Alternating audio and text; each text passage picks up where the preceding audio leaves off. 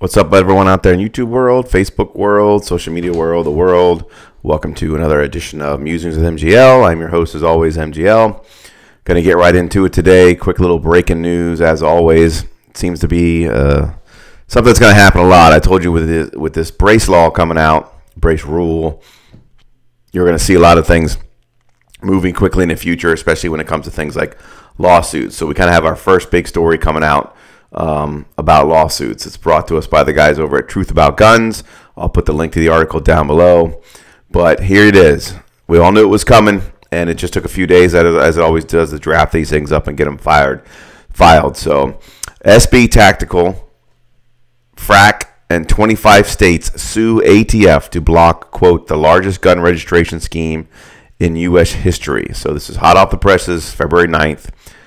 SB Tactical, in conjunction with the Firearms Regulatory Accountability Coalition, B&T USA, Rick Cicero, and a massive coalition of states, has filed a lawsuit against the Bureau of Alcohol, Tobacco, Firearms, and Explosives, challenging the legality of a federal rule that reverses a decade of relied-upon agency precedent and retroactively bans or forces the registration of millions of pistols equipped with stabilization braces, contrary to the federal statutes enacted by Congress. Oh, look. Oh, God, it's everybody's. I don't know why would they put this on here? It's freaking damn advertisements. Ugh. Excuse me while I throw up in my mouth for a second. All right, so under the guise of public safety, the ATF has placed millions of law-abiding firearm owners in legal jeopardy, said Jeff Creamer, president and CEO of SB Tactical. It's a gross overreach of the Bureau's authority and, if allowed to stand, will result in the largest gun registration scheme in U.S. history. FRAC, as lead plaintiff, filed a litigation in the U.S. District Court of the District of North Dakota. A coalition of 25 states, led by West Virginia Attorney General Patrick Morrisey and North Dakota Attorney General Drew Wrigley, have also echoed the demands for accountability by joining this litigation against the ATF. Quote, let's see, as we've seen with similar cases like Carville v. Garland, wherein FRAC, SB Tactical, and B&T USA all appeared as amicus, the Fifth Circuit Court of Appeals held that such regulatory overreaches are not within the ATF's authority. We feel that there is a positive trend towards regulatory accountability in the courts, and we are confident that the courts will continue to hold the ATF accountable for the pattern of regulatory overreach and ever-shifting positions. So this one up here, this Cargill versus Garland, I believe that's the one that I made a video about with the injunctions. So the thing about people with a domestic violence injunction or any sort of battery injunction, or whatever the injunctions, restraining orders, they were prohibited people, and that was recently technically overturned or found to be unconstitutional by the Fifth Circuit Court of Appeals. So that's what they're referring to as the case that just came out a week or two ago, and I did a video on that. So like, subscribe, follow the channel, and you'll get updates on all these cases when they come out. So in addition to encouraging all manufacturers who are frustrated by the ATF's arbitrary and capricious, I love those words, approach to regulation to join FRAC, SB Tactical would also like to sincerely thank the National Rifle Association for the tremendous support and assistance with this litigation. So there you have it. This is a big one. There were a couple other ones that were already filed. One of them, Texas, was kind of on hold, but this seems to be probably the biggest one that's going to get the most attention, only because it's got the most plaintiffs. It's filed in probably the correct circuit. I'm sure there's a reason why they picked the circuit that they picked. It's probably a favorable circuit for something like that. I would imagine it's in North Dakota. I think I said right. Yeah, North Dakota.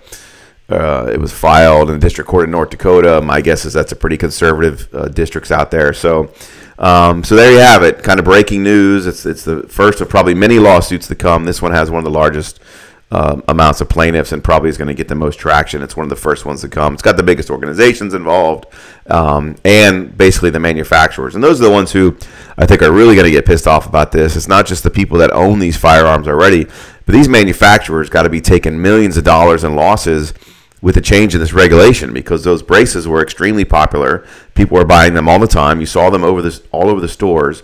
And I know that there are some stores here locally that, as soon as this rule came out, basically just started canceling all the orders that they had because they knew they weren't going to be able to sell them and they didn't want to get stuck with the inventory. So these brace manufacturers got to be taking a huge financial hit with this rule being passed. So it doesn't surprise me that one of the largest ones, and probably one of the first ones, is the SB Tactical, went ahead and filed their lawsuit right out the bat. So we'll keep an eye on this one. Like anything else, it's going to work its way through the system.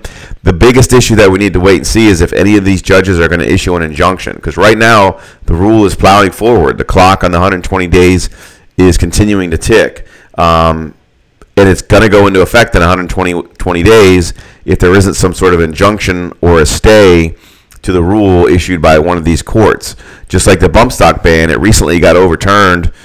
Well, it was found unconstitutional recently by a federal court. It hasn't been technically overturned until it goes all the way to the Supreme Court.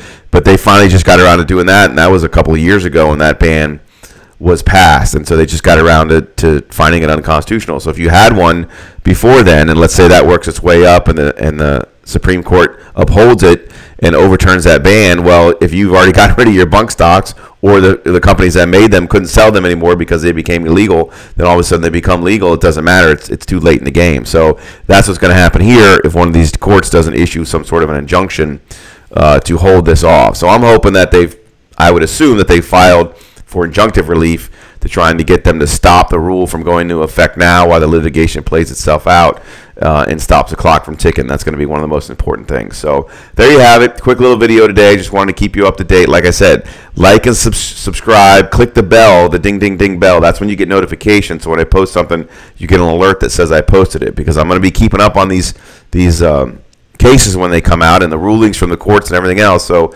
if you want to get up-to-date information and be kept up to speed as to what's going on with these, subscribe, click the bell notification, and then you'll know when I post a new video and when I bring you the updates on what's going on. But that's it for now. Big lawsuit coming, probably the first of many. We'll keep an eye on those. So check in with the channel and I'll keep you updated. In the meantime, stay safe, stay healthy, stay vigilant, and as always, carry on.